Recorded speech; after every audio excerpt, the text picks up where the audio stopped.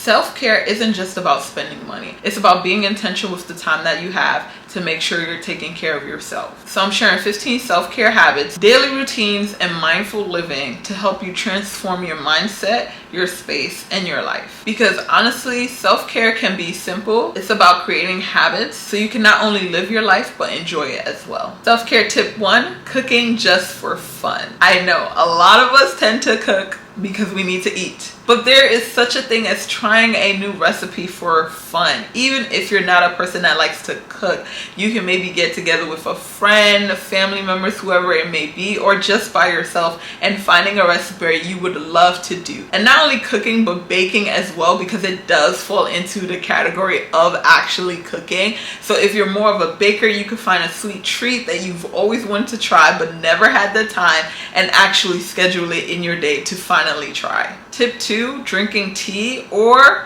your favorite coffee or whatever your favorite little drinky drink is without distractions. Because let's be honest, how many times are we doing something while watching something or playing something in the background or literally being on our phones? How many times have we actually done that in this present day? Not a lot. So I dare you, I double dog dare you to take a moment when you're making your tea, when you're making your coffee, when you're making your little favorite silly drinky drink, is to drink it with no distractions, nothing. You just sit and be in the moment. Because being in the moment is something we no longer practice consistently. And it's time that we be able to be a little bit more mindful with our life and be in the present. Self-care is also about being in the moment, caring for yourself. It is in a way an art of gratitude. Tip number 3, sketching or doodling without any rules. No rules whatsoever. And I'm being serious. If you grew up as a person that had to color within the lines, you had a coloring book, whether your teachers gave it or your parents gave it, and they said you had to color within the lines, baby, it's time now to stop coloring within those lines, painting within those lines, whatever it may be in those lines, and do it however you want. It's something about not coloring within the lines that opens up your creativity, because the thing is, with life, there's so many paths to one destination that is often not able to be written in a book. Even though there's thousands of books that's showing us how to be successful, everybody's path, if you even pay attention to the books, is different. And the funny thing is, as we get older, we often lose our creativity. So what if we practice no longer coloring in between those lines, no longer going by the rules of what painting is, of what coloring is, of what making a puzzle is, and just do however we feel? You'd be surprised how much more creativity will come out, how much more relaxation will happen, how much more peace will come to your mind just by coloring, just by doodling, just by not following the rules of the coloring book and just doing however you feel. Saying no without guilt. Saying no without guilt. I know that seems so simple, but realistically speaking, how many times have somebody asked us something and we did not want to say no, or we wanted to say no but we felt guilty in our hearts for saying no when we really just didn't want to do whatever it is that they asked us to do? And it could be as simple as somebody asking if you can give them a ride, or if somebody can borrow $5, or somebody can come over to your house and you really don't want to. You just want to say no, whatever your reasoning is. Especially if it's not out of malice or spite or pettiness or whatever like that. Like, you really want to say no. We have to practice the art of saying no and understanding that no is a complete sentence. And that no one can guilt you. No one should guilt you for saying no. So practice the art without feeling guilty of saying no. Next tip. Writing letters you'll never send. Now, I do this in the form of audio, where I say a voice memo to myself, whatever it may be, whatever I'm talking about. I just say it and let that be just, it's like an open diary in a sense. Like, whether you're mad at someone or you're happy about life, whatever the case may be, writing a letter to yourself, whether you write one physically or do the voice memo like me, it's a way to release, taking out everything that's in your heart, that's in your mind, because we don't realize there's such a thing as mind clutter. When too much is going on in your head, you gotta get it out. Writing letters helps you to literally get everything that you're feeling out, so you can no longer be holding stress within yourself, within your mind, within your heart. You can be able to think clearly, especially when it comes to making a decision about something. Maybe you're in changles about it, you just don't know what to do, whatever the case may be. It is so important to get it out. Next tip is to listen to a podcast while you're cleaning. I don't know about you, but me, I love to listen to a podcast or even music when I'm cleaning, because cleaning is a lot. Cleaning is a task, it's a chore. But to give myself something mentally to do that doesn't require that much work, it helps to distract from the fact that I am cleaning. Okay, something I don't like to do, but I do it because I like a clean home. I like a clean space. And a lot of us can relate to that. So listening to a podcast allows you to laugh, feel motivation, gives you some new ideas. Is a conscious way of doing two things productive at the same time. Next tip, practicing the art of talking kindly to yourself in a mirror. In a mirror. I say in a mirror because you need to see yourself. You need to see you. We don't often see ourselves if we aren't looking in the mirror. Like, that's the only time we physically, literally see ourselves face to face, is when we're looking in a mirror. So it's so important that we begin to talk to ourselves kindly while looking in a mirror, because it will allow us to be kind to ourselves. We are not often kind to ourselves. We are more kind to strangers than to ourselves. We are more likely to tell a stranger they could do it, they can chase their dream, they could achieve their dreams before we tell ourselves. And it's silly that is the case. So I think it's time that we take that back and start to apply what we say to others to ourselves. I am kind, I am beautiful, I am smart, I am intelligent. Be kind to yourself by speaking kindness to yourself. Look in that mirror and say everything you would say to a stranger to you. Say that you're confident, you're beautiful. Say that you're smart. I feel like those are the characteristics and qualities we often don't say to ourselves. And that's why I keep repeating it, because I really feel like deep down, those are the main things we do not say to ourselves that we need to start saying today. Next tip, and I know this for a fact. I don't need to be in everybody has to know. You need to stretch. Start stretching. Stretch in the morning, stretch in the afternoon, stretch at night. Stretch. Find time to stretch. We do not stretch. I'm saying stress so much, it kind of like stress.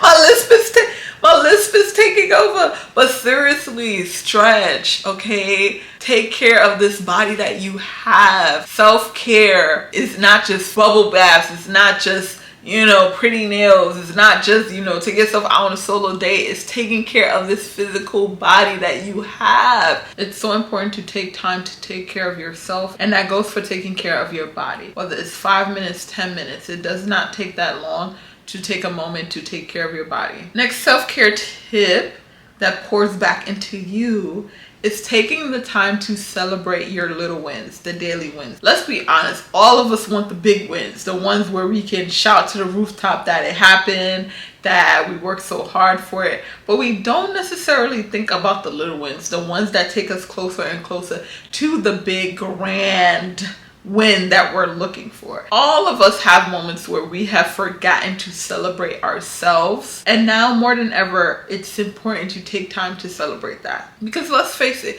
you work hard every day. Sometimes you don't want to get out of bed, and you've gotten out of bed to do the thing that you don't want to do, like going to that job you don't like, but you're doing it because there's a bigger picture at hand.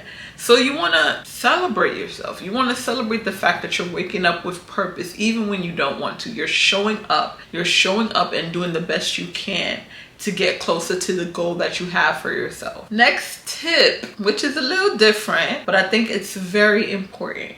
You want to start to declutter one drawer at a time. Decluttering your space, decluttering your phone, decluttering your laptop, decluttering anything that's taking up space that no longer serves you. Because when you have a decluttered space, you have a decluttered mind, and you're able to think and move with clarity and have a space that is homey, cozy, inviting. And let's be honest, it's so easy to become a hoarder nowadays. Like, sometimes we, get carried away a little bit, okay? And there's nothing wrong with you having your thing, whether it's makeup or books, but it's more often than not that we tend to, gather things we no longer touch that's collecting dust that we need to declutter. So it's kind of time now to, take account to what you have and declutter what is no longer in use. Next tip is to take a nice walk. Just go for a walk, okay? This goes back into taking care of your body, which I said earlier, stretching to calming music. But this one goes a little bit further because I don't know about you, but when I go for a walk, it clears my mind. It helps me regulate. It helps me refocus. It helps me to figure out what the heck was going on because I'm not focused on anything. And the best way I think to walk is to walk without headphones in your ears. I know it'll take some time, but just try it. 5 minutes, 10 minutes without putting anything in your ear and just allowing yourself to be in the walk, see in the walk. Self-care is all about being mindful, being present in whatever activity you're doing because you're pouring back into you. But if you have so much distractions, you tend to not really be present. The time goes and you don't even know where it went. So going for a walk helps with that.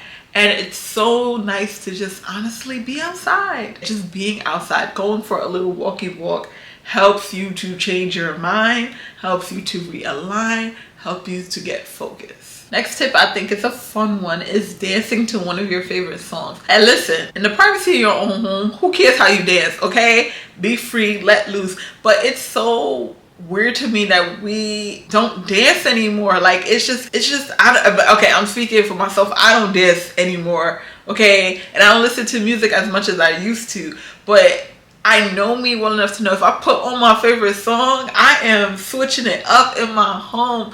So if you are a person that loves music, if you are a person that used to dance, or you just want to do a silly dance, play your favorite song and dance, live. Because the little things in life, the little things that bring you joy, the little things that make life worth living is the things that we forget to do. So it's time now that we do them. And dancing to one of your favorite songs, being silly, enjoying the moment, enjoying your family. Maybe you dance with your partner, you dance with your family, whatever the case may be. Just taking the time to do a little silly dance brings a smile to your face and a joy in your heart that cannot be replaced. Next tip is to do a digital detox. Take a break from social media, posting and scrolling, okay? Literally put your phone away and lock back into life. Go touch grass, okay? Like I said, go for a walk. But seriously, like, put your phone away and go do something else. Like, allow yourself to not be in the presence of a screen, because so much of our time is already in front of a screen. It's important that we tap back into ourselves. As often we can't do that if we're literally just scrolling through people's lives and watching other people live. You're not living your life. You're living life by watching other people live. That's not a life to live. It's not. So take some time, whether it's once a week, once a month. I know plenty of people who have a healthy association with social media that do this. Even me, I find times where I'm not reaching for my phone as much as I used to because I'm tapped into my life. I'm doing things that I want to do. I'm focused. And nothing wrong with social media in the sense of, like, if you're using it to build your business or even escapism and you like to see people do funny stuff or cute stuff, whatever like that, that's fine. But if it's to a point where literally you're on it every single day, all day, you're not doing anything to your life, it's time to put the phone down. It's something so real that happens when you realize your phone, things you see, is not your present day life right now. Like, it may be happening, but it's not happening to you. It's not happening with you or for you. It's happening as entertainment in a way. It's entertainment if it's not your life. So it's time for you to stop looking at others and start looking within yourself. It's time to live your life. Do a digital detox, okay? And not only just digital detox as in step away from your phone, maybe it's time to clean out your feed. Look at the people you're following and clear out anybody that no longer gives you inspiration, aspiration. They make you feel some type of way. You don't like how you're feeling. You're jealous, envious, whatever the case may be. If they're not pouring into you, adding value to you as someone on these social media platforms, it's time to hit that unfollow button. I unfollow at least 3 times in a year. Every quarter, 4 times in a year. Every quarter I do an unfollow audit. I do an audit of my social media when I'm looking at anybody that no longer serves me or whatever the case may be. I'm no longer thinking about whatever case.